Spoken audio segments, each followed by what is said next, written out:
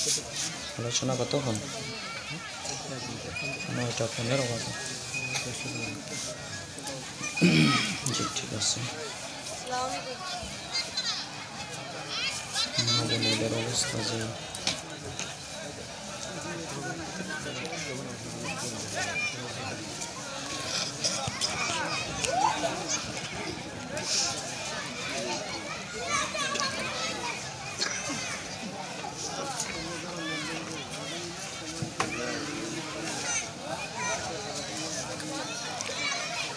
শুরু করা যাক।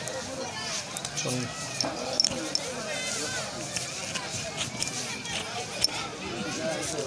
সামনে দাও।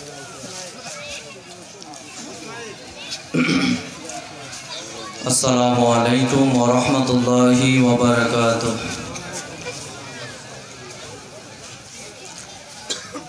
আলহামদুলিল্লাহি ওয়াহদা والصلاة والسلام على من لا نبي بعده أما بعد أعوذ بالله من الشيطان الرجيم بسم الله الرحمن الرحيم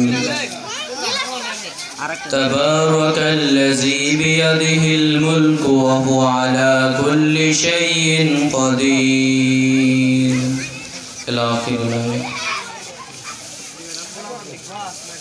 عن أبي هريرة رضي الله تعالى عنه قال قال رسول الله صلى الله عليه وسلم ينزل ربنا تبارك وتعالى كل ليلة إلى السماء الدنيا حين يبقى ثلث الليل الآخر من يدعوني فاستجيب له من يسألني فأعطيه من يستغفرني فأغفر له رواه البخاري مسلم.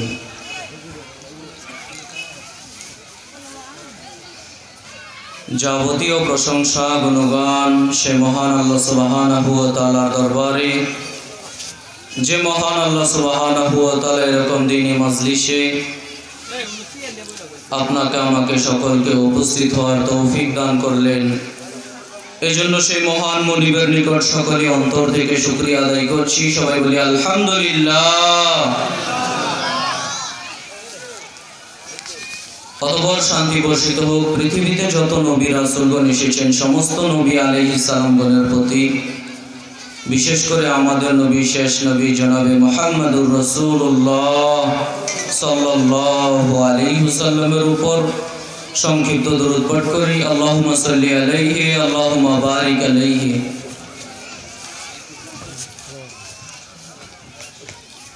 রাসূল সাল্লাল্লাহু আলাইহি ওয়াসাল্লাম বলেন, মান সাল্লা আলাইহি ওয়াহিদা সাল্লাল্লাহু আলাইহি আশারা। মুসলিম গ্রন্থের হাদিসে বর্ণিত হয়েছে নবী মুহাম্মদ সাল্লাল্লাহু আলাইহি ওয়াসাল্লাম বলেন, মান সাল্লা আলাইহি ওয়াহিদা সাল্লাল্লাহু আলাইহি আশারা। নবী মুহাম্মদ সাল্লাল্লাহু আলাইহি ওয়াসাল্লাম বলেন, কেউ যদি আমার প্রতি একবার দরুদ পাঠ করে তো আল্লাহ সুবহানাহু ওয়া তাআলা ওই ব্যক্তির প্রতি 10 বার রহমত নাজিল করেন। সুবহানাল্লাহ। অথচ আপনি আমি নবী মুহাম্মদ সাল্লাল্লাহু আলাইহি ওয়াসাল্লামের নাম বক্তব্যের মাঝে কতবার আসে তার কোনো হিসাবই নেই। যতবারই আসুক না কেন নবী মুহাম্মদ সাল্লাল্লাহু আলাইহি ওয়াসাল্লামের নাম আপনাকে আমাকে প্রত্যেকবারই নবী মুহাম্মদ সাল্লাল্লাহু আলাইহি ওয়াসাল্লামের উপর দরুদ পাঠ করতে হবে। আপনি আমি যদি দরুদ পাঠ করি তাহলে আপনার আমারই লাভ। কেন? আপনি আমি যদি একবার দরুদ পাঠ করি, মুসলিম গ্রন্থের হাদিস দ্বারা প্রমাণিত হচ্ছে আল্লাহ সুবহানাহু ওয়া তাআলা আপনার আমার প্রতি কয়বার রহমত নাজিল করেন? 10 বার রহমত নাজিল করেন।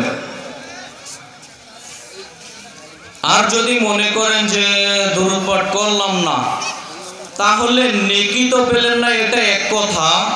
একটা কথা খুব ভালো করে মনে রাখবেন, আপনি গুনাহগার হতে হবে। বুঝতে পারেননি মনে হয়?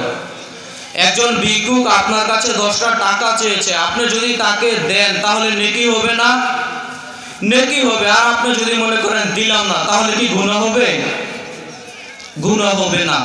তো আপনি যদি দুরূদ পাঠের ব্যাপারে এমনটা মনে করেন যে নবী মুহাম্মদ সাল্লাল্লাহু আলাইহি সাল্লামের নাম আসলো, আমি দুরূদ পাঠ করলে করলাম, না করলে না করলাম, নিজের মন মতো মেনে নিলাম, তাহলে এটার ওই নেকির মতো চলবে না।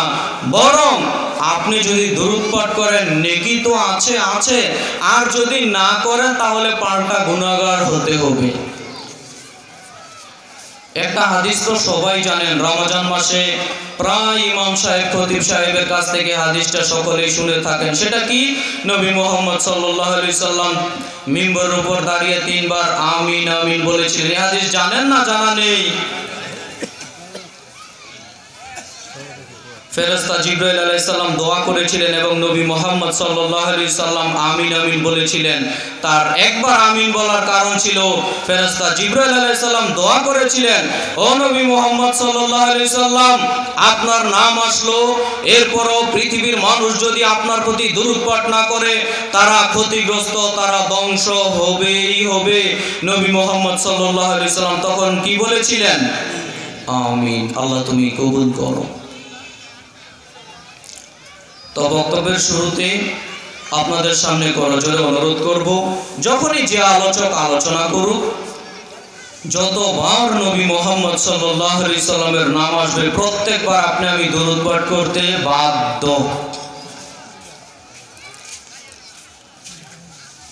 আজকে আপনাদের সামনে যে বিষয়ে আলোচনা করব তা হচ্ছে আকীদা সম্পর্কে, অর্থাৎ আল্লাহ সুবহানাহু ওয়া তাআলার ব্যাপারে আপনার আমার আকীদা কি, ধারণা কি, নবী মুহাম্মদ সাল্লাল্লাহু আলাইহি সাল্লাম সম্পর্কে আপনার আমার আকীদা কি, ধারণা কি, এ সম্পর্কে অতীব গুরুত্বপূর্ণ কিছু কথা বলার চেষ্টা করব ইনশাআল্লাহ। বক্তব্য দেওয়ার পূর্বে করজোরে সবার নিকট বিনীতভাবে অনুরোধ করছি, যারা এখনো রাস্তাঘাটে ঘোরাফেরা করছেন, অনেক মানুষ, রাস্তাঘাটের মানুষ যদি প্যান্ডেলে এসে বসেন জায়গা নিবে না। আপনারা যারা অযথা ঘোরা বসা করছেন সবাইকে বিনীতভাবে অনুরোধ করছি বক্তব্যকে মূল্যায়ন করুন। এই সামিয়ানার নিচে এসে বসুন। দেখুন, প্রতিদিন করার সুযোগ নেই, প্রতি বছরও অনেক জায়গাতে করতে পারে না, এই সমস্যা ওই সমস্যা, এই বাধা ওই বাধা, এরপরে আলহামদুলিল্লাহ আপনারা করেছেন। এটাকে যদি মূল্যায়ন না করেন তাহলে নিজেরই কিন্তু ব্যর্থতা। প্রত্যেকটা মুসল্লি ভাইদের অনুরোধ করব, আপনারা প্রোগ্রামটাকে মূল্যায়ন করার চেষ্টা করুন। মা বোনেরা পাশে আছেন, অনেক কথাবার্তা হচ্ছে, আপনাদের করজোরে অনুরোধ করব আপনারা কথাবার্তা বন্ধ করে চুপচাপ মনোযোগ সহকারে বক্তব্য শোনার চেষ্টা করবেন। কেননা আপনারা যদি কথা বলেন তাহলে আপনাদের ডবল গুনাহ হবে। একে তো আপনি আরেকজনকে কোরআন সুন্নাহ শুনতে দিলেন না, দ্বিতীয়ত মহিলাদের কথাও হচ্ছে পর্দার অন্তর্ভুক্ত। অতএব কোনো মা বোনদের যেন কথাবার্তার শব্দ, আমাদের এখানে আসা তো বহু দূরের কথা, পাশের মানুষ যেন না শুনতে পায়, করজোর অনুরোধ করছি মেনে নেওয়ার চেষ্টা করুন। আমরা যারা আশেপাশে আছি সবাইকে অনুরোধ করব, আমরাও অনেক কথাবার্তা বলছি, কথাবার্তা বন্ধ করে কম কথাবার্তা বলে পরিচালনা কমিটি যারা আছে তারা ব্যতীত অন্য দ্বিতীয় কোনো মানুষ দাঁড়িয়ে বক্তব্য শুনিয়েন না, বসে থাকুন, কেননা বসার অনেক জায়গা খালি রয়েছে। সম্মানিত উপস্থিতি, বক্তব্য দেওয়ার যে বিষয় আপনাদের সামনে নির্ধারণ করলাম তা হচ্ছে আল্লাহ সুবহানাহু ওয়া তাআলা সম্পর্কে আপনার আমার আকীদা কি, ধারণা কি। আচ্ছা, আপনাদের কাছে জিজ্ঞাসা নেই প্রথমে কয়েকটা, আল্লাহ সুবহানাহু ওয়া তাআলা কি নিরাকার নাকি আল্লাহ সুবহানাহু ওয়া তাআলার আকার আকৃতি আছে? কি মনে করেন? আকার আকৃতি আছে। আচ্ছা, নিরাকার কারা কারা বিশ্বাস করেন একটু হাত তোলেন তো। আল্লাহ সুবহানাহু ওয়া তাআলা নিরাকার, এটা কে কে বিশ্বাস করেন? হাত তোলেন তো। আলহামদুলিল্লাহ। আচ্ছা, আল্লাহ সুবহানাহু ওয়া তাআলা মুমিনের কলবের ভিতর থাকে, এটা কে কে বিশ্বাস করেন? হাত তোলেন তো দেখি। দু একজনের হাত উঠেছে। যে কয়জন হাত তুলবেন এই কয়জন বক্তব্য মনোযোগ সহকারে শুনতে হবে। নবী মুহাম্মদ সাল্লাল্লাহু আলাইহি সাল্লাম নূরের তৈরি না মাটির তৈরি? নূরের তৈরি কে কে বিশ্বাস করেন? হাত তোলেন তো দেখি। এরপরও দু একজনের হাত উঠেছে মাঝে মধ্যে। সম্মানিত উপস্থিতি, আসলে আপনার আমার আকীদা নষ্ট করে দিচ্ছে ছোটবেলা থেকে বই পুস্তকেই। বলতে পারেন কি করে? ক্লাস 1, 2, 3 এই সমস্ত বই পুস্তকের মাধ্যমে এই ইলমটা শিক্ষা দেওয়া হয় যে আল্লাহ সুবহানাহু ওয়া তাআলা হচ্ছে নিরাকার। বই পুস্তকের মাধ্যমে এই ইলমটা শিক্ষা দেওয়া হয় যে নবী মুহাম্মদ সাল্লাল্লাহু আলাইহি সাল্লাম নূরের তৈরি। ওই ছোট বাচ্চা যদি মাটির তৈরি লিখে তাহলে তার 5 মার্ক কাটা যাবে। ওই ছোট বাচ্চা কি করবে? সম্মানিত উপস্থিতি, আসলে সাধারণ মানুষের আকীদা তো থাকার কথা। এক শ্রেণীর আলেম ওলামা জোর দাবি জানিয়ে বলছে যে আল্লাহ সুবহানাহু ওয়া তাআলা নাকি নিরাকার। আল্লাহ সুবহানাহু ওয়া তাআলা নাকি মুমিনের কলবের ভিতর থাকেন। আল্লাহ সুবহানাহু ওয়া তাআলা নাকি সব জায়গাতে থাকেন। এই সমস্ত কথাবার্তা পবিত্র কোরআন এবং নবী মুহাম্মদ সাল্লাল্লাহু আলাইহি সাল্লামের হাদিস দ্বারা প্রমাণিত হয় না। আপনাদের সামনে আমি একাধিক আয়াত এবং একাধিক হাদিস পেশ করার চেষ্টা করব, যেখানে প্রমাণ করার চেষ্টা করব আল্লাহ সুবহানাহু ওয়া তাআলার আকার আকৃতি আছে, আল্লাহ সুবহানাহু ওয়া তাআলা নিরাকার নয়। যেখানে প্রমাণ করার চেষ্টা করব আল্লাহ সুবহানাহু ওয়া তাআলা সপ্তম আসমানের উপর আরশে সমুন্নত আছেন, আল্লাহ সুবহানাহু ওয়া তাআলা মুমিনের কলবের ভিতর নেই। যারা বলে আল্লাহ সুবহানাহু ওয়া তাআলা মুমিনের কলবের ভিতর থাকে, যারা বলে আল্লাহ সুবহানাহু ওয়া তাআলা নিরাকার, তাদের আকীদা সম্পূর্ণ ভ্রান্ত আকীদা।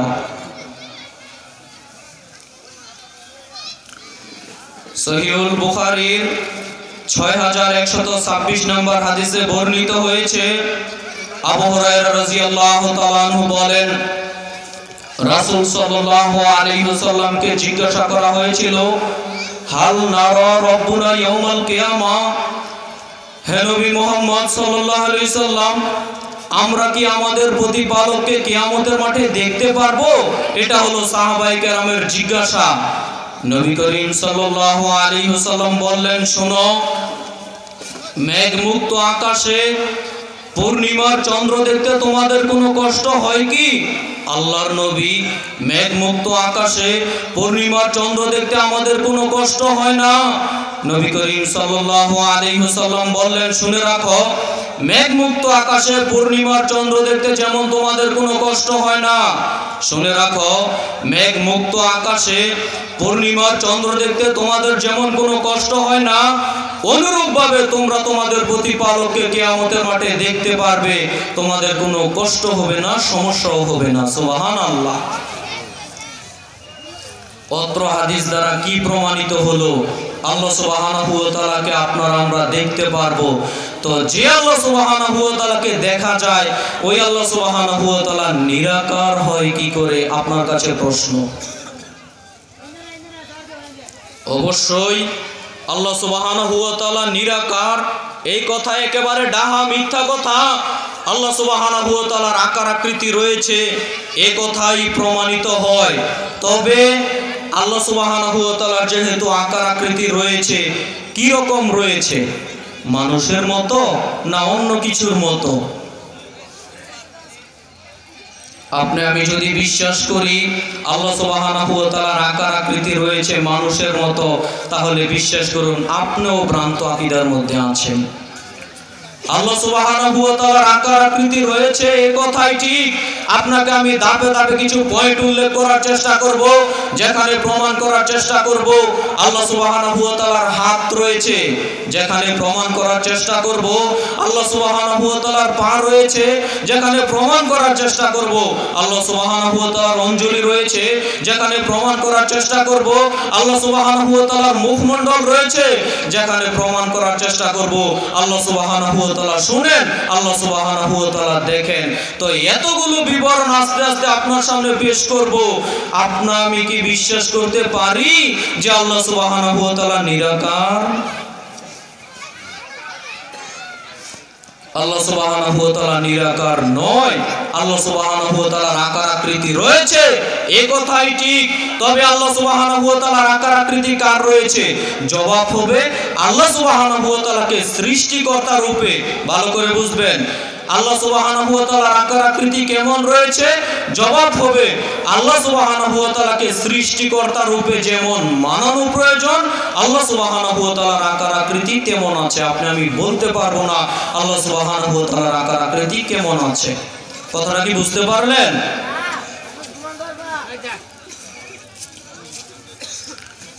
আল্লাহ সুবহানাহু ওয়া তাআলার আকার আকৃতি রয়েছে, তবে মানুষের মতো নয়, কোনো কিছুর সাথে সাদৃশ্য গ্রহণ করবে না।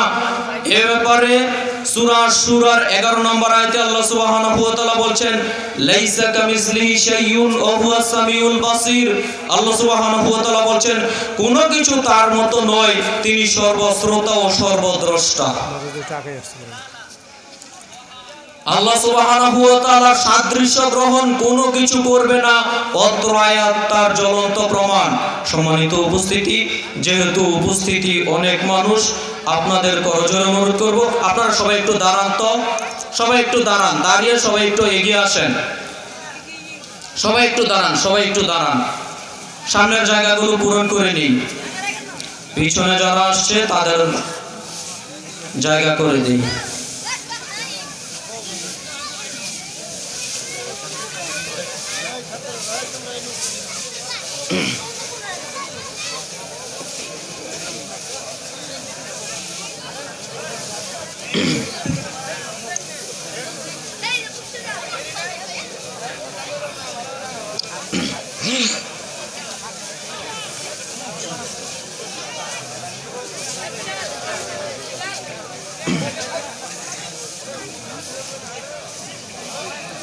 কথাবার্তা না বলে সকলেই বসে পড়ি, নিজ নিজ জায়গায় বসে পড়ি।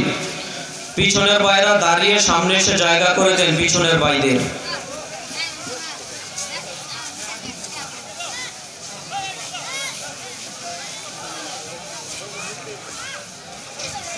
সম্মানিত উপস্থিতি, আপনাদের সামনে আমি আলোচনা করছিলাম আল্লাহ সুবহানাহু ওয়া তাআলার আকার আকৃতি রয়েছে, তবে আল্লাহ সুবহানাহু ওয়া তাআলার আকার আকৃতি কোনো মানুষের মতো নয়, কোনো কিছুর মতো নয়। কি বলেন, আল্লাহ সুবহানাহু ওয়া তাআলার আকার আকৃতি কি কোনো মানুষের মতো? কেন এই কথাটা বারবার বলবো? যখন আমি বলবো আল্লাহ সুবহানাহু ওয়া তাআলার হাত রয়েছে, যখন আমি বলবো আল্লাহ সুবহানাহু ওয়া তাআলার পা রয়েছে, তখন আপনি সাধারণ মানুষ এমনিতেই চিন্তা করতে পারেন যে আল্লাহর যেহেতু হাত রয়েছে, আল্লাহর যেহেতু পা রয়েছে, মনে হয় মানুষের মতো হতে পারে। তাহলে আপনি কিন্তু ভ্রান্ত আকীদার মধ্যে থাকবেন। আল্লাহ সুবহানাহু ওয়া তাআলার আকার আকৃতি কেমন আমি কেউ বলতে পারবো না, তবে অনেক আলেমেরা আবার বলে যে আল্লাহর কুদরতি হাত রয়েছে, আল্লাহর কুদরতি পা রয়েছে, নাউযুবিল্লাহি মিন যালিক। তাহলে আল্লাহ সুবহানাহু ওয়া তাআলা কুদরতি শব্দটাও ব্যবহার করে দিতেন। আল্লাহ সুবহানাহু ওয়া তাআলার হাত রয়েছে, আল্লাহ সুবহানাহু ওয়া তাআলার পা রয়েছে, এই কথাই ঠিক, তবে কি রকম রয়েছে আমি বলতে পারবো না। আল্লাহ সুবহানাহু ওয়া তাআলাকে সৃষ্টিকর্তা রূপে, আল্লাহ সুবহানাহু ওয়া তাআলাকে প্রতিপালক রূপে যেমন মানানো প্রয়োজন, আল্লাহ সুবহানাহু ওয়া তাআলার আকার আকৃতি তেমন রয়েছে, এটাই আপনাকে আমাকে বিশ্বাস করতে হবে। আল্লাহ সুবহানাহু ওয়া তাআলার হাত রয়েছে। পবিত্র কোরআনুল কারীমের সূরা মুলুকের 1 নম্বর আয়াতে আল্লাহ সুবহানাহু ওয়া তাআলা বলছেন, তাবারাকাল্লাযী বিয়াদিহিল মুলক ওয়া হুয়া আলা কুল্লি শাইইন কাদির। আল্লাহ সুবহানাহু ওয়া তাআলা বলছেন, কত মহান আল্লাহ, কত সম্মানিত আল্লাহ, যার হাতে রয়েছে আসমানের ক্ষমতা, যার হাতে রয়েছে জমিনের ক্ষমতা।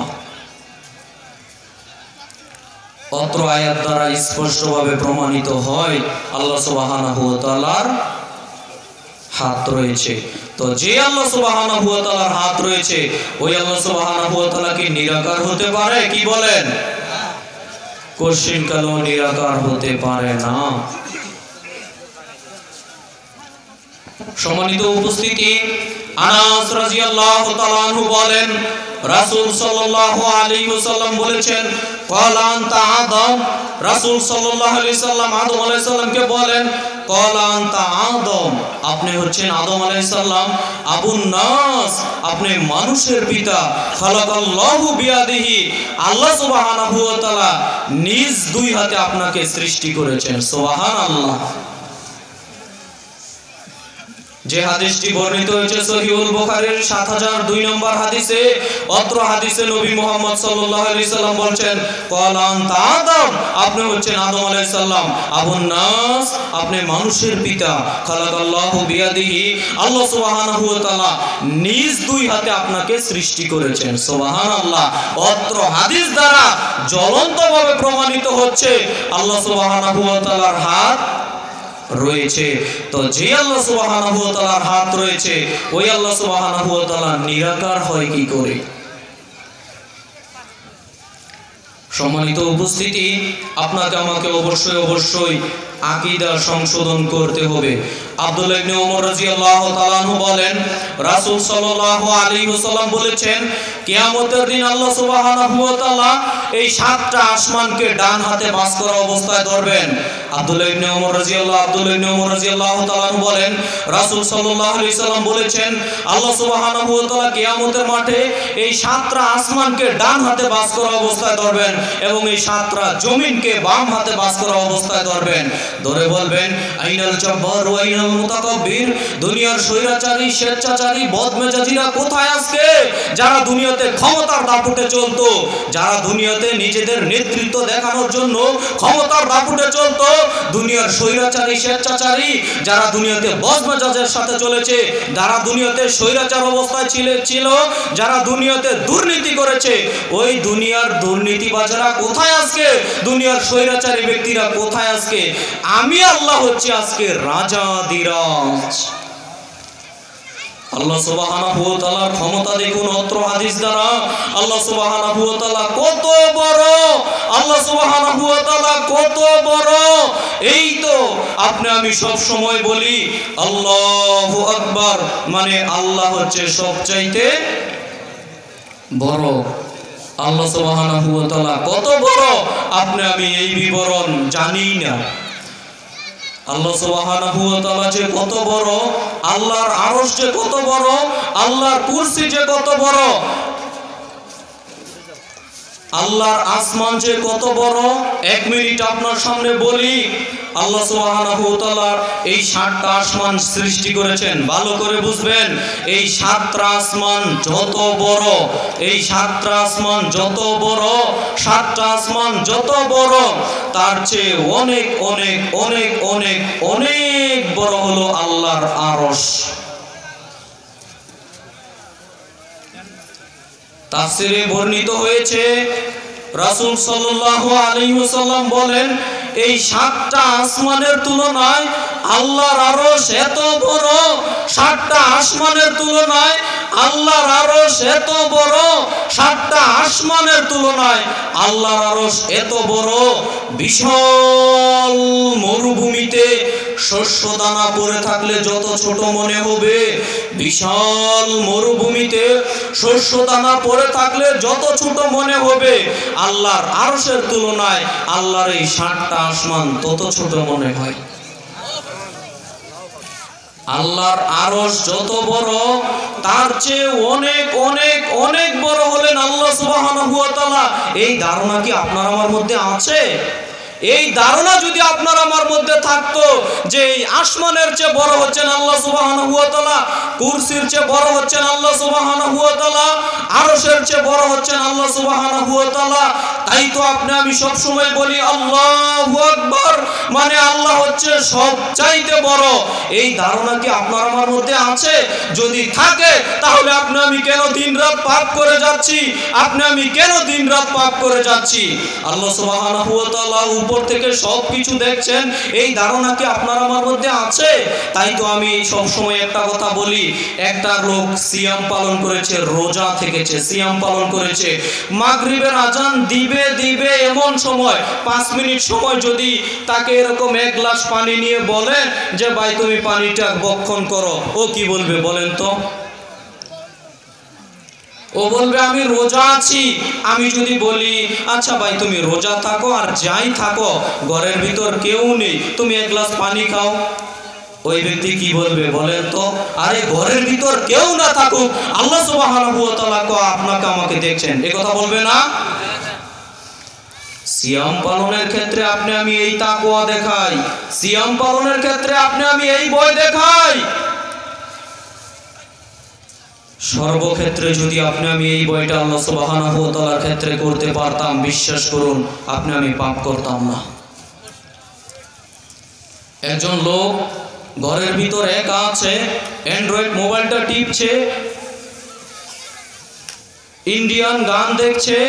এই ব্যক্তির মনে যদি থাকতো আরে ঘরের ভিতর কেউ নেই, উপরে তো আল্লাহ সুবহানাহু ওয়া তাআলা সবকিছু দেখছেন, আরে ঘরের ভিতর কেউ নেই, উপরে তো আল্লাহ সুবহানাহু ওয়া তাআলা দেখছেন, এই ধারণাটা যদি ও রাখতে পারতো যে আল্লাহ আমাকে দেখছেন, আল্লাহ কত দয়াবান, আল্লাহ কত রহমান, আল্লাহ কত লজ্জাশীল, ওই আল্লাহ সুবহানাহু ওয়া তাআলা আমি যে পাপ করছি সবকিছু আল্লাহ সুবহানাহু ওয়া তাআলা দেখছেন, এই ধারণাটা এই বিশ্বাসটা যদি মানুষ রাখতে পারতো, বিশ্বাস করুন কোনো মানুষ পাপ করার সাহসই করতো না।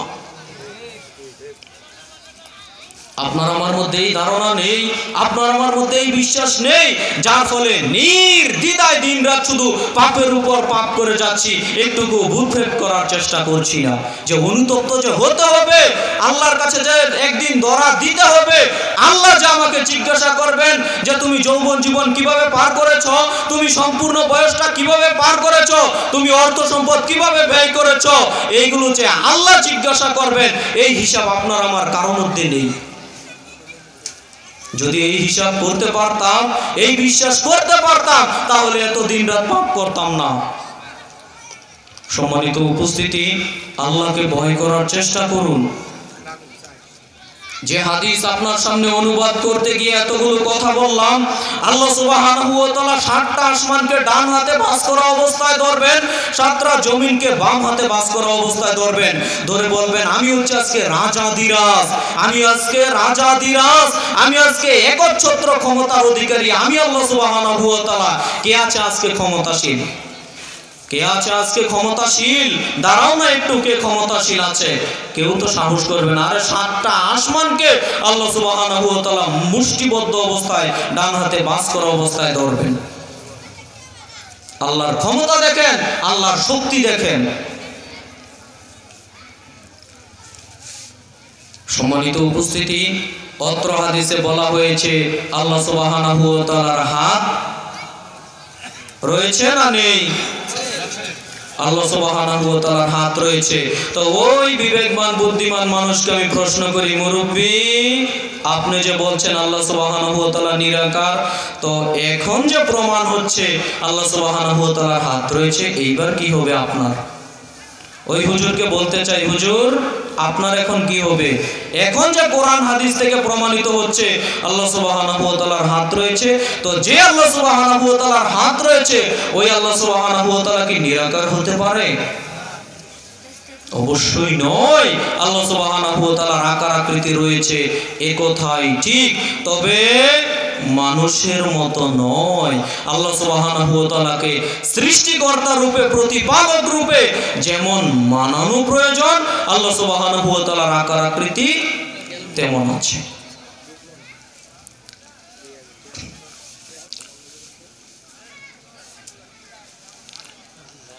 আল্লাহ সুবহানাহু ওয়া তাআলার অঞ্জলি আছে, অঞ্জলি বুঝেন? আমি তো আর প্র্যাকটিক্যালি দেখিয়ে দিচ্ছি না, এইভাবে দেখানো জায়েজ নয়। কি বলেন হুজুর? আমি যে হাতে হাতে দেখিয়ে দেব এইভাবে বলাও জায়েজ নয়। কাজেই দুই হাতে কোনো কিছু তোলার নাম হচ্ছে অঞ্জলি। তো আল্লাহ সুবহানাহু ওয়া তাআলার যেভাবে হাদিসে এসেছে ওইভাবেই আমি আপনাদের সামনে বলি, যা দ্বারা প্রমাণিত হবে আল্লাহ সুবহানাহু ওয়া তাআলার আকার আকৃতি রয়েছে, আল্লাহ সুবহানাহু ওয়া তাআলা নিরাকার নয়। আবু উমামা বাহিলি রাদিয়াল্লাহু তাআলা আনহু বলেন, রাসূল সাল্লাল্লাহু আলাইহি ওয়াসাল্লাম বলেছেন, ওয়াদানি রব্বি, আমার প্রতিপালক আমার সাথে ওয়াদা করেছেন। আল্লাহ সুবহানাহু ওয়া তাআলা আমাদের নবী মুহাম্মদ সাল্লাল্লাহু আলাইহি সাল্লামের সাথে ওয়াদা করেছেন। এই উম্মতের নবী মুহাম্মদ সাল্লাল্লাহু আলাইহি সাল্লাম বলেছেন, ওয়াদানি রব্বি, আমার প্রতিপালক আমার সাথে ওয়াদা করেছেন এই উম্মতের ৭০,০০০ লোককে আল্লাহ সুবহানাহু ওয়া তাআলা বিনা হিসাবে জান্নাতে দিবেন। সুবহানাল্লাহ। যাদের আল্লাহ কোনো আযাব নেবেন না, যাদের আল্লাহ কোনো শাস্তি দিবেন না, বিনা আযাবে বিনা শাস্তিতে আল্লাহ সুবহানাহু ওয়া তাআলা তাদেরকে জান্নাতে দিবেন, ক্ষমা করে দিবেন। এরপরে নবী মুহাম্মদ সাল্লাল্লাহু আলাইহি সাল্লাম বলেন, প্রত্যেক হাজারের সাথে আরো ৭০,০০০ করে বিনা হিসাবে জান্নাতে দিবেন। সুবহানাল্লাহ। এরপরে নবী মুহাম্মদ সাল্লাল্লাহু আলাইহি সাল্লাম বলেন, এরপরে আল্লাহ সুবহানাহু ওয়া তাআলা জাহান্নাম থেকে ৩ অঞ্জলি মানুষকে তুলে জান্নাতে দিবেন, যারা পাপ করার ফলে জাহান্নামে গেছে কিন্তু ঈমান ছিল। বুঝতে পারছেন কথাটা? পাপ করার ফলে জাহান্নামে গেছে কিন্তু ঈমান ছিল, ওই সমস্ত মানুষদের আল্লাহ সুবহানাহু ওয়া তাআলা এরপর ৩ অঞ্জলি মানুষকে তুলে জান্নাতে দিবেন। সম্মানিত উপস্থিতি, যে কথা বলছিলাম, ৭০,০০০ লোককে আল্লাহ সুবহানাহু ওয়া তাআলা বিনা হিসাবে জান্নাতে দিবেন এবং প্রত্যেক হাজারের সাথে আরো ৭০,০০০ করে বিনা হিসাবে জান্নাতে দিবেন ৩টা গুণের ভিত্তিতে। ১, লা ইয়াস্তারকুনা, যারা কখনো জারফুক করেনি। ২, ওয়ালা ইয়াতাতাইয়িরুনা, যারা কখনো অশুভ ফল গ্রহণ করেনি। অশুভ ফল গ্রহণ করা বুঝেননি মনে হয়। আমি নারায়ণগঞ্জ থেকে এসেছি, আপনাদের এখানে আসবো জামালপুর। মনে করেন ঢাকার এদিকে এসে মনে মনে ভাবলাম, আহা আমি তো টুপিটা আনতে ভুলে গেলাম, আজকে মনে হয় যাত্রা শুভ নয়। এটা হলো অশুভ ফল গ্রহণ করা। বুঝতে পারছেন নাকি? আমি মাদ্রাসায় যাব, বাড়ি থেকে বের হয়েছি পরীক্ষা দিব, তো অর্ধেক পর যাওয়ার পর মনে মনে চিন্তা, আহা আজকে তো কলমটাই আনলাম না, মনে হয় যাত্রা শুভ নয়, পরীক্ষাটা খারাপ হতে পারে। এ হলো অশুভ ফল গ্রহণ করা। যারা অশুভ ফল গ্রহণ করে তাদের এখানে থাকার সুযোগ হবে না। ৩, ওয়া আলা রাব্বিহিম ইয়াতাওয়াক্কালুন, যারা আল্লাহর উপর ভরসা করে জীবিকা নির্বাহ করে, যারা আল্লাহর উপর ভরসা করে জীবিকা নির্বাহ করে তাদের এখানে থাকার সুযোগ হবে। আল্লাহর উপর ভরসা কি আপনি আমি করতে পারি? আল্লাহর উপর ভরসা আপনি আমি করতে পারি না। মুদি দোকানদার ভাইদের আমি প্রায় সময়ে বলি, আপনার মুদি দোকানে প্রায় সব হালাল থাকে। কি বলেন? মুদি দোকানের ব্যবসা যারা করেন প্রায় সব কিছু হালাল থাকে না? কিন্তু মুদি দোকানের ওই দিনই ভাইকে বলতে চাই, আপনি যে বিড়ির ব্যবসা করছেন এটা কি হালাল? তো আপনি হালালের সাথে হারাম কেন মিশ্রণ করে দিচ্ছেন? দিনে ১০০ টাকা লস হোক, তাতে কি হয়েছে? আপনি তো হালাল হারাম তোয়াক্কা করা মানুষ না, আপনি তো মুসলমান। ইন্নার রিজকা লা ইয়াতলুবুল আবদা কামা ইয়াতলুবুল আজালহু, মানুষের নির্ধারিত রিজিক মানুষের পিছনে এমন ভাবে আসছে, মানুষের নির্ধারিত রিজিক মানুষের পিছনে এমন ভাবে আসছে, মরণ যেমন মানুষের পিছনে পিছনে আসছে। সুবহানাল্লাহ। তো নির্ধারিত রিজিক তো আপনি আমি ভোগ করব, তো আপনি কেন হারামের সাথে জড়িয়ে যাচ্ছি বলেন? জবাব দেন। নবী মুহাম্মদ সাল্লাল্লাহু আলাইহি সাল্লাম বলেছেন, ইয়াতি আলান নাস জামানুন, অচিরেই এমন একটা জামানা চলে আসছে, অচিরেই এমন একটা যুগ চলে আসছে যখন মানুষেরা হালাল ব্যবসা করছে না হারাম ব্যবসা করছে, হালাল ইনকাম করছে না হারাম ইনকাম করছে, এটা মানুষ তোয়াক্কাই করবে না। এই যুগ কি সেই যুগ নয়? সম্মানিত উপস্থিতি, আপনি আমি তো আল্লাহর উপর ভরসা করে জীবিকা নির্বাহ করব, আপনি আমি তো আল্লাহর উপর ভরসা করে জীবিকা নির্বাহ করব। নবী মুহাম্মদ সাল্লাল্লাহু আলাইহি সাল্লাম তো তিরমিজি গ্রন্থের হাদিসে বলেছেন যে মানুষ যদি আল্লাহর উপর ভরসা করার মতো ভরসা করতে পারে, মানুষ যদি আল্লাহর উপর ভরসা করার মতো ভরসা করতে পারে, পাখিকে যেমন রিজিকের জন্য টেনশন করতে হয় না, মানুষকেও তেমন টেনশন করতে হবে না।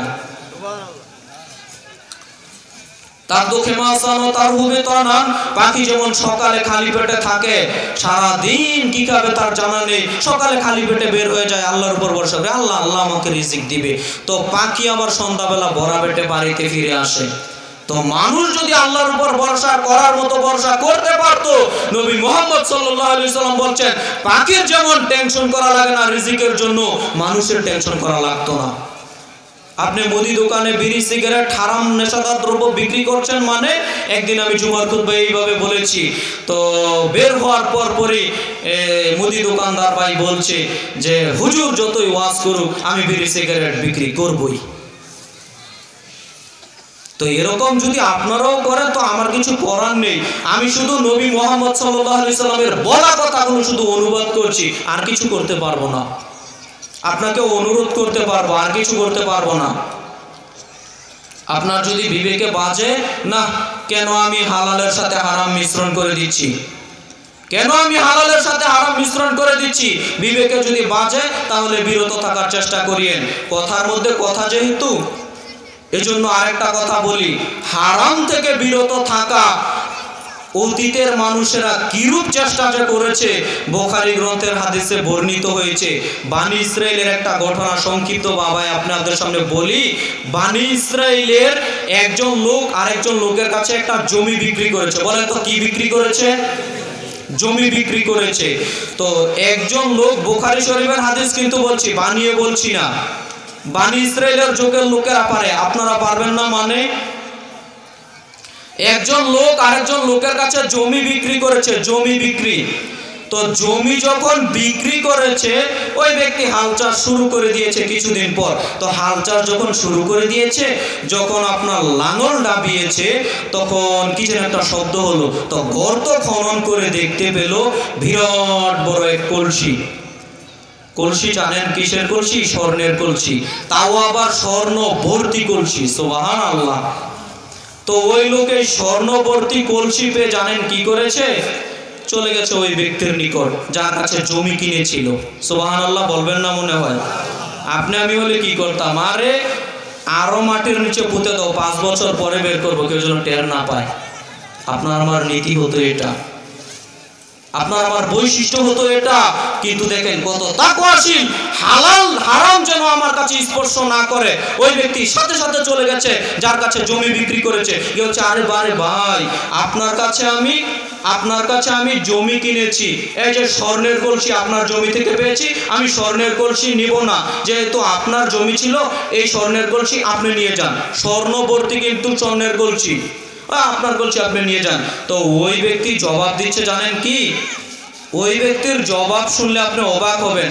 ওই ব্যক্তি বলছে আমি জমিও বিক্রি করেছি, জমির ভিতর যা আছে সব বিক্রি করে দিয়েছি, আপনি নিয়ে যান।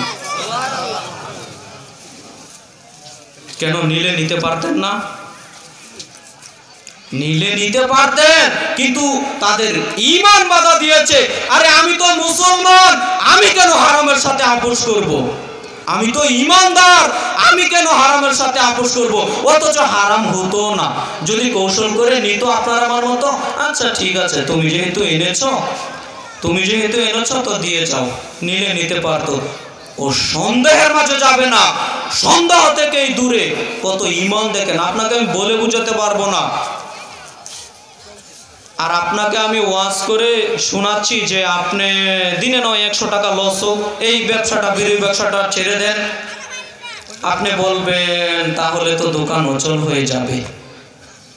আপনি বলবেন তাহলে কি আর হয়, সবাই তো বিক্রি করছে। এইভাবে ইসলাম মানলে কোনো লাভ হবে না। অন্তত হালাল হারামের ব্যাপারে কঠোরতা হতে হবে প্রত্যেকটা মুসল্লি দিনী ভাই ও বোনকে। ইনশাআল্লাহ হবেন তো? ইনশাআল্লাহ এই ঘটনাটা শেষ করি। এরপরে ফয়সালা জানেন কি করে হলো? এও স্বর্ণের কলসি নিবে না, এই ব্যক্তিও স্বর্ণের কলসি নিবে না। বিচার জমানো হলো, বিচারক রায় দিল, তোমার কি ছেলে মেয়ে আছে? জি আমার ছেলে আছে। তোমার কি ছেলে মেয়ে আছে? আমার মেয়ে আছে। দুইজনের বিবাহ দিয়ে দাও, বিবাহতে এই স্বর্ণ খরচ করো, যেটা অতিরিক্ত থাকবে তাদেরকে হাদিয়ে দিয়ে দেও। সুবহানাল্লাহ। এই হচ্ছে বিচার। আপনার আমার বিচারক হলে, আপনার আমার দেশের বিচারক হলে কি বলতো? এখানে রেখে যাও, পরে বিচার করবো 1 মাস। সম্মানিত উপস্থিতি, ঘটনা এমনিতেই বলিনি, সহিহুল বুখারীর ঘটনা বললাম। ইমান একটু নাড়া দেয় না? ইমান একটু নাড়া দেয় না? আর আমি কেন হারামের কাছে যাব? আমি তো মুসলমান, আমার ইমান বাধা দিবে কেন আমি হারামের কাছে যাব?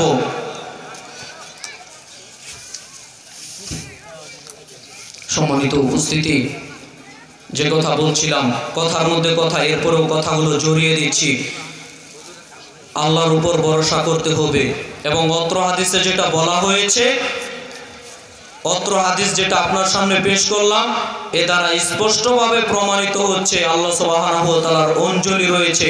যে আল্লাহ সুবহানাহু ওয়া তাআলার অঞ্জলি রয়েছে, ওই আল্লাহ সুবহানাহু ওয়া তাআলা নিরাকার হতে পারে? কি বলেন? অবশ্যই আল্লাহ সুবহানাহু ওয়া তাআলার আকার আকৃতি রয়েছে, তবে কি রকম রয়েছে আপনি আমি বলতে পারবো না। লাইসা কামিসলিহি শাইউন ওয়া হুয়াস সামিউল বাসির। তার দৃষ্টান্ত কোনো কিছু দেওয়াই চলে না। আল্লাহ সুবহানাহু ওয়া তাআলার দৃষ্টান্ত কোনো কিছু দেওয়াই চলে না। তার সাদৃশ্য কোনো কিছু হয় না। আল্লাহ সুবহানাহু ওয়া তাআলাকে যেমন মানানো প্রয়োজন, আল্লাহ সুবহানাহু ওয়া তাআলার আকার আকৃতি তেমনই রয়েছে। এটাই আপনাকে আমাকে বিশ্বাস করতে হবে। এরপরে সংক্ষিপ্ত আপনার সামনে বলি, আল্লাহ সুবহানাহু ওয়া তাআলার পা রয়েছে। প্রত্যেকটা বিবরণ দিতে গেলে আরো কত দলিল যা রয়েছে, কয়েক ঘন্টায় শেষ করা যাবে না। আপনার সামনে আমি সংক্ষিপ্ত আকারে বলছি।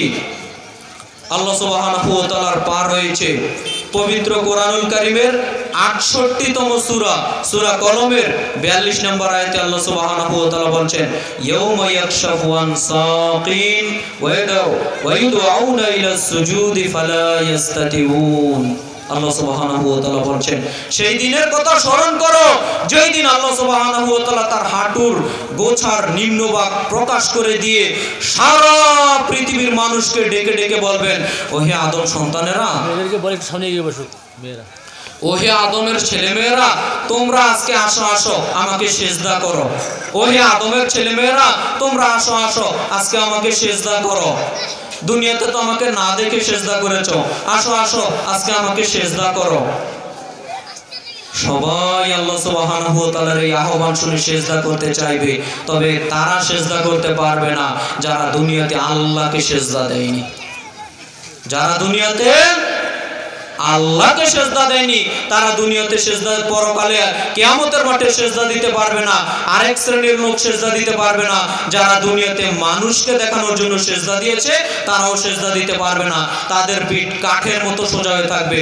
কাঠ যেরকম বেশি বাঁকা করতে চাইলে ভেঙে যায়, মানুষের পিঠ হয়ে যাবে সেই দিন এরকম। অত্র আয়াত দ্বারাও স্পষ্টভাবে প্রমাণিত হচ্ছে আল্লাহ সুবহানাহু ওয়া তাআলার কি রয়েছে বলেন তো সবাই? পিছনের মানুষ কি বুঝতে পারছেন না বক্তব্য নাকি? আল্লাহ সুবহানাহু ওয়া তাআলার কি রয়েছে অত্র আয়াত দ্বারা প্রমাণিত হয়? পা রয়েছে। যে আল্লাহ সুবহানাহু ওয়া তাআলার পা রয়েছে, ওই আল্লাহ সুবহানাহু ওয়া তাআলা নিরাকার হতে পারে? কোশ্চিন কালো নিরাকার হতে পারে না। সম্মানিত উপস্থিতি, বিশেষ করে মা বোনদের বলবো আপনারা আরেকটু চেপে চেপে বসুন।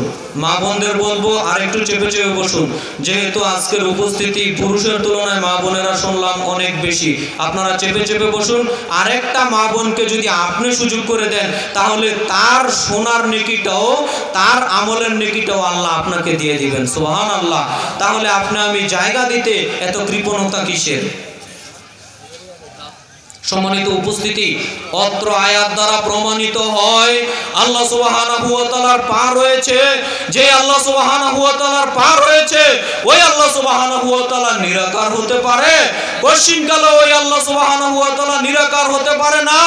অবশ্যই অবশ্যই আল্লাহ সুবহানাহু ওয়া তাআলার আকার আকৃতি রয়েছে, এই কথাই ঠিক, এই কথাই চূড়ান্ত।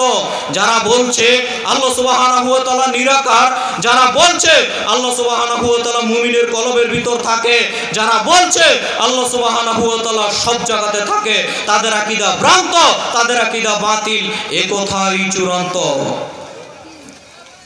আরেকটা অনুরোধ করি, অত্র আয়াতদের শিক্ষাটা আপনার সামনে বলি। আল্লাহ সুবহানাহু ওয়া তাআলা কিয়ামতের মাঠে সকল মানুষকে ডেকে বলবেন, আজকে আমাকে দেখে দেখে সিজদা করো। কারা সিজদা করতে পারবে না বলেন তো দেখি? যারা আল্লাহকে সিজদা দুনিয়াতে দেয়নি। আপনি কি দুনিয়াতে সিজদা আল্লাহকে দিয়েছেন?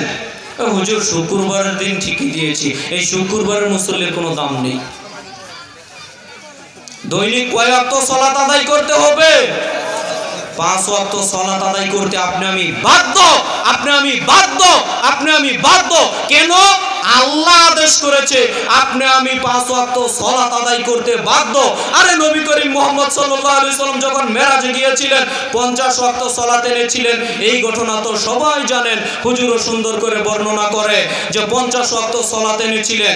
তখন আল্লাহ সুবহানাহু ওয়া তাআলা নবী মুহাম্মদ সাল্লাল্লাহু আলাইহি সাল্লামের উদ্দেশ্যে একটা কথা বলেছিলেন, শোনো মুহাম্মদ, তোমার উম্মতের মানুষেরা যদি দৈনিক 5 ওয়াক্ত সালাত যথাযথভাবে আদায় করতে পারে, আমি আল্লাহ সুবহানাহু ওয়া তাআলা 5 পূরণ 10 50 ওয়াক্ত সালাতেরই নেকি তাদের দিয়ে দিব। সুবহানাল্লাহ।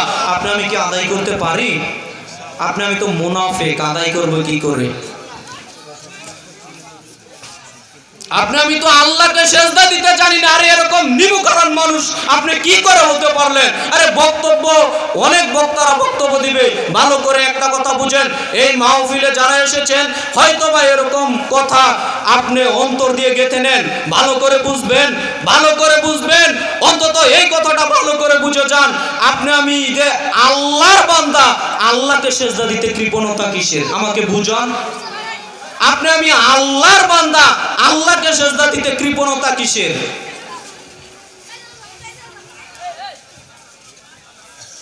আল্লাহ সুবহানাহু ওয়া তাআলাকে সিজদা দিতে দুনিয়াতে কৃপণতা করেন না। বলতে পারেন যে হুজুর আমি তো নামাজের দোয়া কালাম পারি না, তো কি করব? আরে দোয়া কালাম পারেন না, আস্তে আস্তে শিখেন, ওটা ভিন্ন কথা। কিন্তু আপনি আল্লাহকে সিজদা দেন না কেন? এটা আপনার কাছে আমার প্রশ্ন।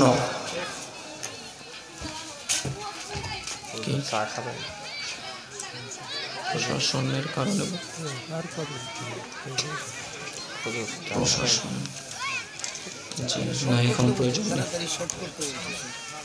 আচ্ছা ঠিক আছে। সম্মানিত উপস্থিতি, যে কথা বলছিলাম প্রথমেই বলেছি, বক্তব্য দেওয়া হয়তো বা এরকম পরিবেশ অনেক জায়গাতে হয় না। আপনারা করেছেন আলহামদুলিল্লাহ, আপনাদের শুকরিয়া আদায় করি।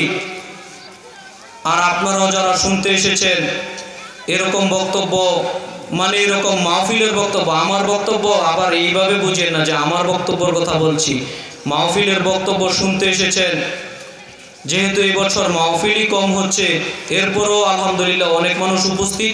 যারা উপস্থিত হয়েছেন আপনাদের করজোরে অনুরোধ করব, আপনাদের করজোরে অনুরোধ করব, বক্তব্য মেনে নেওয়ার চেষ্টা করবেন। সভাপতি সাহেব কিন্তু এই বিষয়ে কথা বলেছেন, আমি শুনেছি যে আমরা শুনতে চাই, মানতে চাই। আরে মানতে এত কষ্ট কিসের? মানতে এত কষ্ট কিসের? বক্তব্য মেনে নেওয়ার চেষ্টা করেন। যদি মনে করেন যে আজকে মাহফিলে যাই, ওই হুজুর কত রংডং করে কথা বলে এটা দেখব, ওই হুজুর কত হাসানোর জন্য কথা বলে এটা দেখব, আপনি হেদায়েত পাবেন না। আপনার নিয়ত খারাপ। বলতে পারেন এত কঠিন ভাষা বলছি কেন? আপনার নিয়ত খারাপ। কেন? নিয়ত যদি শুদ্ধ করেন তাহলে আল্লাহ এর মধ্যে বরকত দিবেন, কিন্তু আপনার নিয়ত যদি থাকে অন্যরকম, তো এর মধ্যে কি আল্লাহ বরকত দিবেন? আপনাকে উল্টা গুনাহগার হতে হবে। সম্মানিত উপস্থিতি, আপনার সামনে আমি বলছিলাম আল্লাহ সুবহানাহু ওয়া তাআলার আকার আকৃতি রয়েছে, এই কথাই ঠিক। কেননা আল্লাহ সুবহানাহু ওয়া তাআলা নিজেই বলছেন আমার আকার আকৃতি রয়েছে। ওই বড় হুজুর বলার আবার কে যে আল্লাহর আকার নেই? ওই পীর সাহেব বলার আবার কে যে আল্লাহর আকার নেই? আল্লাহ বলেন আমার আকার আকৃতি আছে। আপনি আমি বলার কে যে আল্লাহ নিরাকার? আল্লাহ সুবহানাহু ওয়া তাআলার আকার আকৃতি রয়েছে, এই কথাই ঠিক। কয়েকটা যুক্তি দিয়ে আলোচনা শেষ করে দেই, যেহেতু প্রশাসনের মধ্য থেকে এসেছে তাড়াতাড়ি বক্তব্য শেষ করতে হবে। আমি কয়েকটা কথা বলি। বিবেকবান মুসলমান মানুষ আপনি যেন ভ্রান্ত আকীদায় না যান, এজন্য জরুরিভাবে কয়েকটা কথা খুব ভালো করে মনে রাখবেন, খুব ভালো করে মনে রাখবেন। যারা বলছে আল্লাহ সুবহানাহু ওয়া তাআলা মুমিনের কলবের ভিতর থাকে, যারা বলছে যে বড় হুজুর বলছে আল্লাহ সুবহানাহু ওয়া তাআলা মুমিনের কলবের ভিতর থাকে, যেই পীর সাহেব বলছে আল্লাহ সুবহানাহু ওয়া তাআলা মুমিনের কলবের ভিতর থাকে, ওই বড় হুজুর আর পীর সাহেবের কাছে আমার কয়েকটা প্রশ্ন। এক নাম্বার প্রশ্ন, মুমিনের কলবের ভিতর, প্রত্যেকে ভালো করে বুঝবেন, মুমিনের কলবের ভিতর যদি আল্লাহ সুবহানাহু ওয়া তাআলা থাকে, পৃথিবীর ইতিহাসে সর্বশ্রেষ্ঠ মুমিনকে বলেন তো? একেবারে আদম আলাইহিস সালাম থেকে শুরু করে কিয়ামত হওয়ার পূর্ব পর্যন্ত সর্বশ্রেষ্ঠ মুমিন কে এসেছিলেন বলেন তো? নবী মুহাম্মদ সাল্লাল্লাহু আলাইহি সাল্লাম। অস্বীকার হয় নাকি? তো আল্লাহ সুবহানাহু ওয়া তাআলা মুমিনের কলবের ভিতর যদি থাকে, তো কার ভিতরে থাকার কথা ছিল? নবী মুহাম্মদ সাল্লাল্লাহু আলাইহি সাল্লামের কলবের ভিতর থাকার কথা ছিল। ভালো করে বুঝবেন, যদি আল্লাহ সুবহানাহু ওয়া তাআলা মুমিনের কলবের ভিতর থাকে, তাহলে অবশ্যই নবী মুহাম্মদ সাল্লাল্লাহু আলাইহি সাল্লামের কলবের ভিতর থাকবেন। কি বলেন, একমত নাকি? নবী মুহাম্মদ সাল্লাল্লাহু আলাইহি সাল্লামের কলবের ভিতর যদি থাকে, ওই বড় হুজুরের কাছে আমার প্রশ্ন, নবী মুহাম্মদ সাল্লাল্লাহু আলাইহি সাল্লাম সপ্তম আসমান ভেদ করে মেরাজে গেছিলেন কেন বলেন? বুঝতে পারেননি মনে হয়। ওই পীর সাহেব বড় হুজুরের কাছে আমার জোরালোভাবে প্রশ্ন থাকছে, যদি আপনার বক্তব্যই সঠিক হয়, মুমিনের কলবের ভিতরে যদি আল্লাহ থাকে, মুমিনের কলবের ভিতর যদি আল্লাহ থাকে, কুলুবুল মুমিনিনা আরশুল্লাহ, আরে মুমিনের কলব হচ্ছে আল্লাহর আরশ। কি সুন্দর জাল হাদিস বানিয়ে দিল। এই হাদিসের কোনো ভিত্তি নেই, শুনে রাখুন। মুমিনের কলব যদি আল্লাহর আরশ হয়, তাহলে নবী মুহাম্মদ সাল্লাল্লাহু আলাইহি সাল্লামের কলবের ভিতর আল্লাহ থাকার কথা, তাহলে মেরাজে যাওয়ার কোনো প্রশ্ন আসে? আমাকে জবাব দিতে হবে, প্রশ্ন আসে নাকি? কলবের ভিতর আছে আল্লাহ, মেরাজে আমি কেন যাব? বুঝতে পারেননি মনে হয়। আল্লাহ সুবহানাহু ওয়া তাআলা সপ্তম আসমানের উপর আছেন। সূরা তোহা, সূরা তোহার 5 নম্বর আয়াতে আল্লাহ সুবহানাহু ওয়া তাআলা বলেন, আর রহমানু আলাল আরশি ইস্তাওয়া, দয়াময় রহমান আল্লাহ সুবহানাহু ওয়া তাআলা আরশের উপর সমুন্নত আছেন। তো এই তো কোরআন মাজিদের আয়াত। এই আয়াত বলবে না ওই হুজুর, এই আয়াত বলবে না যা রহমানু আলাল আরশি ইস্তাওয়া, দয়াময় রহমান আল্লাহ সুবহানাহু ওয়া তাআলা আরশের উপর সমুন্নত আছে, এই আয়াত ওই বড় হুজুর বলবে না। ওই বড় হুজুর বলবে কুলুবুল মুমিনিনা আরশুল্লাহ, মুমিনের কলব হচ্ছে আল্লাহর আরশ। এই জাল হাদিস আপনার সামনে ঠিকই বলবে। সম্মানিত উপস্থিতি, এক নাম্বার প্রশ্ন, এখান থেকে স্পষ্টভাবে প্রমাণিত হয় আল্লাহ সুবহানাহু ওয়া তাআলা মুমিনের কলবের ভিতর থাকেন না সপ্তম আসমানের উপর থাকেন? সপ্তম আসমানের উপর আরশে সমুন্নত আছে। এই আকীদায় আপনাকে আমাকে বিশ্বাস করতে হবে। আর একটা কথা, যদি আল্লাহ সুবহানাহু ওয়া তাআলা সব জায়গাতে থাকে, তাহলে অনেক প্রশ্ন ওই বড় হুজুরকে করতে পারি, তাহলে কি অপবিত্র স্থানেও আল্লাহ থাকেন? নাউযুবিল্লাহি মিন যালিক। এই প্রশ্নই তো আপনি আমি আনতে পারি না মুসলমান হিসেবে। যদি সব জায়গাতে থাকে, তো প্রশ্ন আসে না যে অপবিত্র জায়গায় কি আল্লাহ থাকে? প্রশ্ন আসে না?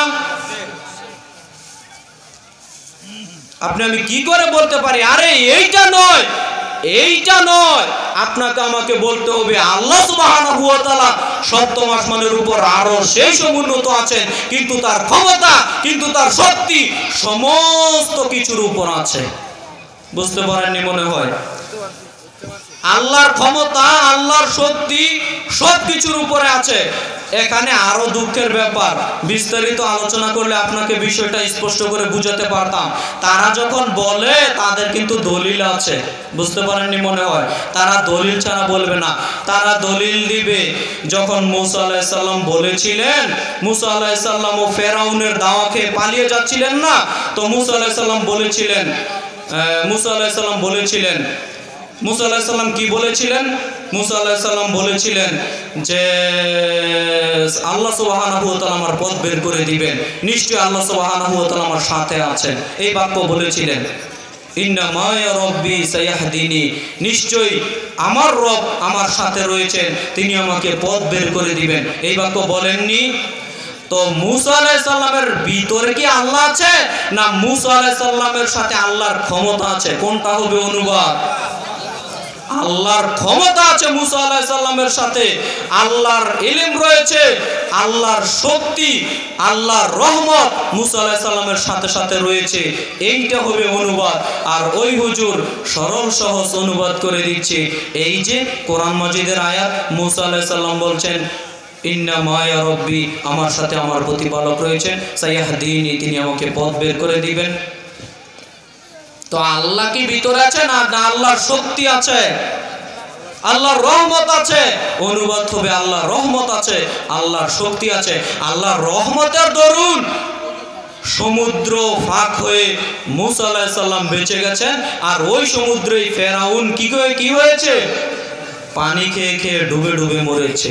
এটা আল্লাহর ক্ষমতা, এটা আল্লাহর শক্তি। সম্মানিত উপস্থিতি, অতএব আপনাকে আমাকে আকীদা সংশোধন করতে হবে, আকীদা সংশোধন করতে হবে। আজকের যারা আলোচক, বিশেষ করে প্রধান আলোচক আলহামদুলিল্লাহ মিরপুর দারুস সুন্নাহ মাদ্রাসার আলহামদুলিল্লাহ, বাংলাদেশে হাতে গোনা যে কয়েকটা মাদ্রাসা আছে, কওমি মাদ্রাসা আলহামদুলিল্লাহ সহি আকীদার, তার মধ্যে অন্যতম একটা মাদ্রাসা। এই জামালপুর থেকে অনেক ছাত্র হয়তোবা পড়ে, আর ছাত্র দেওয়ার চেষ্টা করবেন। সম্মানিত উপস্থিতি, ওই মাদ্রাসার অধ্যক্ষ শেখ আব্দুল নূর মাদানী হাফেজাহুল্লাহ কিছুক্ষণ পরে আলোচনা করবেন। শেষ পর্যন্ত থাকবেন তো ইনশাআল্লাহ? কে কে থাকবেন হাত তুলে দেখান তো একটু। যারা পারবেন না হাত তুলিয়েন না। আল্লাহ সুবহানাহু ওয়া তাআলা আমাদের কবুল করুক, আল্লাহুম্মা আমিন।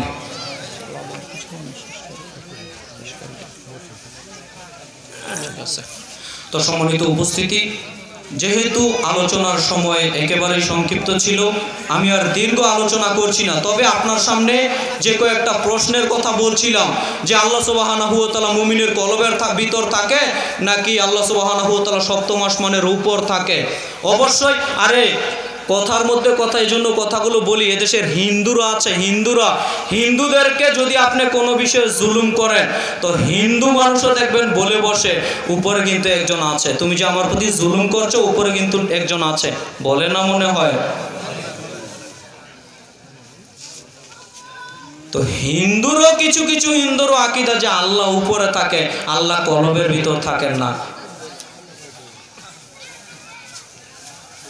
এই জন্য একজন শায়েখ মজা করে একটা কথা বলেছিলেন, যারা বলে যে আল্লাহ সুবহানাহু ওয়া তাআলা সব জায়গাতে থাকে, আমরা মোনাজাত করি না সময় সময় একাকী ভাবে, বুঝতে পারেননি মনে হয়?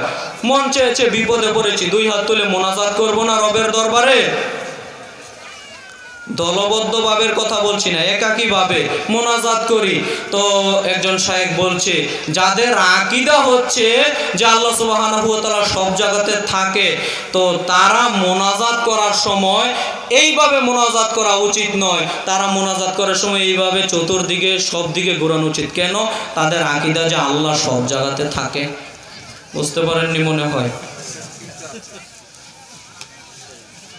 মোনাজাত করি রবের দরবারে, ভিক্ষা চাই, আল্লাহ সুবহানাহু ওয়া তাআলার কাছে ভিক্ষা চাই।